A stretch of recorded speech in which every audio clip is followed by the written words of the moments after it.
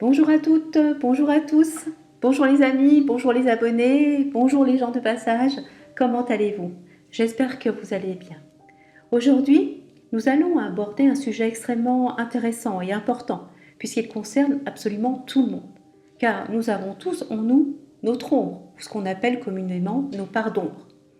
Ces parts d'ombre représentent ce que nous ignorons de nous-mêmes et qui pourtant est toujours présent en nous, dans notre intériorité. Nous y sommes confrontés chaque jour, à chaque instant, mais nous ne le savons pas. Les événements, notre entourage professionnel, familial, amical, ou les personnes que nous rencontrons font partie intégrante du processus d'identification de nos parts d'ombre. Le saviez-vous? Il est essentiel de prendre conscience de nos parts d'ombre, car les intégrer permet la transmutation ombre-lumière, ou de l'inconscient en conscience. Et c'est là le début même de la voie de la connaissance de soi. Mais cela reste ardu, difficile, compliqué. Pourquoi? Tout simplement parce que l'individu ne veut pas entrer au contact de son ombre. Inconsciemment, il la refoule, par peur, par inconfort. Ce refoulement constitue une structure, celle de notre inconscient personnel.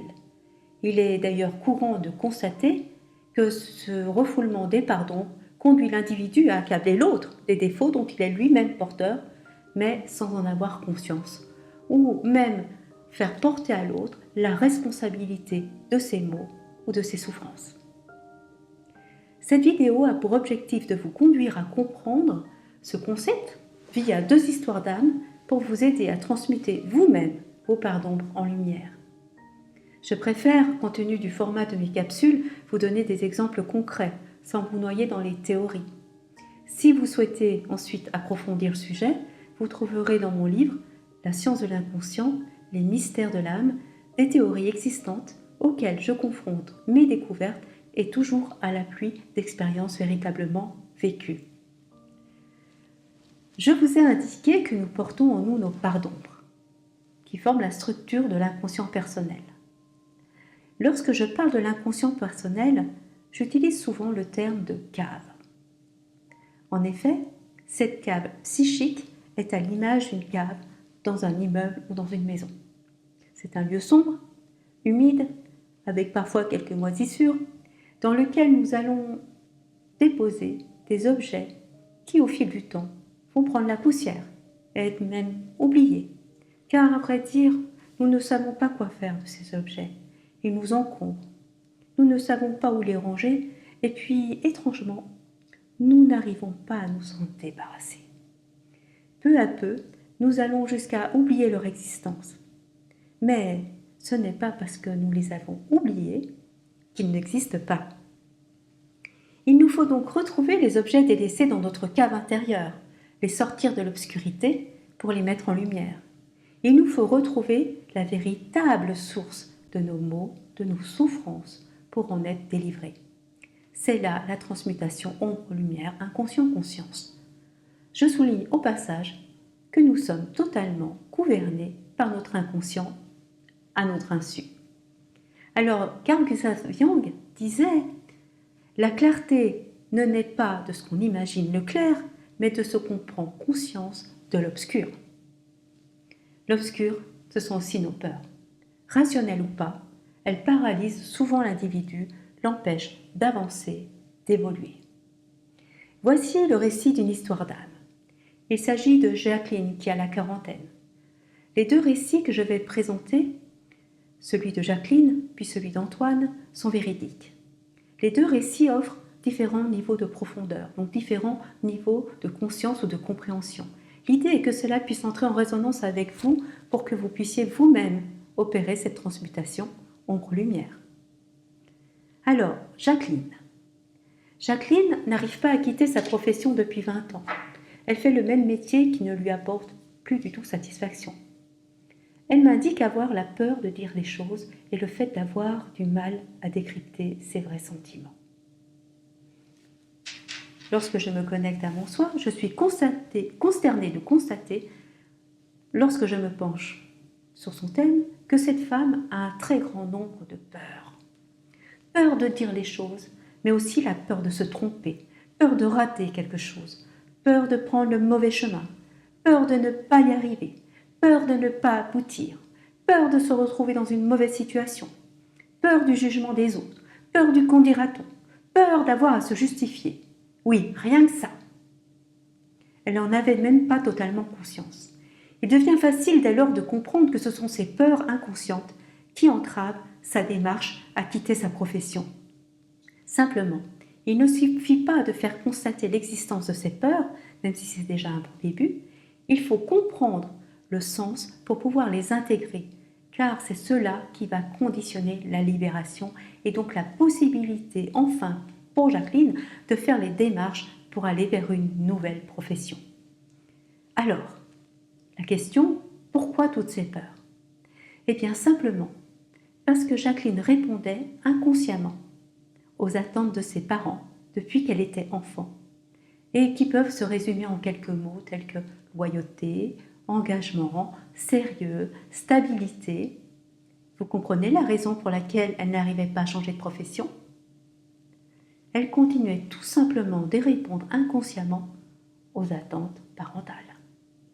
Elle s'était rangée à leur volonté, sans manifester un quelconque désaccord, sans jamais exprimer ses besoins personnels. Rappelez-vous de sa peur de dire les choses et sa difficulté à décrypter ses vrais sentiments. Pourquoi s'est-elle rangée d'après vous aux attentes de ses parents? Eh bien, tout simplement pour leur plaire. Elle s'est donc pliée à ce schéma parental et a refoulé sa propre personnalité. Les peurs, ce sont simplement celles liées à l'affrontement avec les parents, la peur de leur jugement, la peur d'avoir à se justifier, la peur de se tromper dans le sens de sortir du cadre établi depuis son enfance.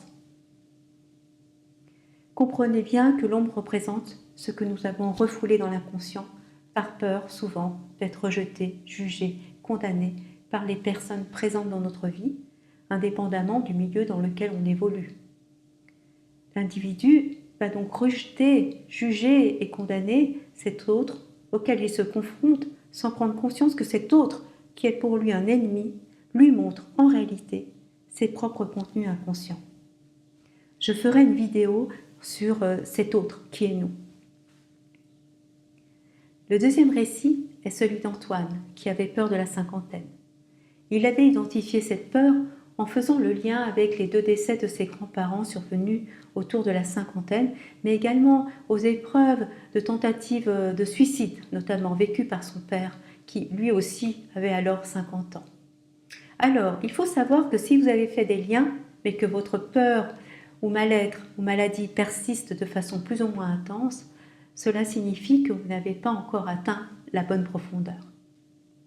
L'histoire d'âme d'Antoine a révélé que ce dernier était fortement empreint de l'histoire d'une de ses vies antérieures, dans laquelle il avait été voleur, cambrioleur. Il m'est apparu tel Arsène Lupin, le personnage de Francis Blanche, un voleur cambrioleur très classe, qui volait mais sans faire de mal à une mouche. C'est à ce moment-là qu'a retenti en moi la phrase, qui était d'ailleurs la sienne, dans son inconscient, « Si on m'attrape, je suis un homme mort ». Sa peur de la mort n'était donc pas liée à l'histoire familiale, mais à l'histoire de ce passé et à sa peur de finir privé de liberté dans une prison sordide. D'ailleurs, pour la petite histoire, toutes ces problématiques, autres que la peur de la mort, tournaient autour de cette mémoire et se manifestaient dans son quotidien par une incapacité à s'engager, à rester sur place, à un besoin d'adrénaline. Antoine était en conflit aussi avec son père. C'était un père qui voulait lui offrir notamment un cadre professionnel. Mais Antoine rejetait tout ce qu'il lui proposait, car inconsciemment, c'était la peur de l'emprise, de la privation de la liberté qui surgissait de ses profondeurs, et sans le savoir, il revivait les émotions liées à la vie précédente. Le fait d'avoir pointé les objets de sa cave et de les avoir mis en lumière lui a fait prendre conscience de l'origine même de ses blocages et de sa peur. En effet, rappelez-vous, ce n'est pas parce que nous avons oublié les objets dans notre cave qu'ils n'existent pas. Notre âme n'a rien oublié. Elle contient toutes, absolument toutes nos mémoires, et ce, depuis notre première incarnation. Étudiez-vous. Faites la lumière sur vos parts d'ombre. Identifiez-les précisément, puis déroulez le fil sans laisser tomber la pelote et laisser la magie opérer. Je dis bien précisément, car l'inconscient est une science exacte. La colère est différente de la frustration de la déception, la tristesse de la mélancolie, etc. Pour cela, tenez-vous dans la voie du milieu, celle dans laquelle il n'y a aucun jugement, aucune projection, où il y a juste ce qui est.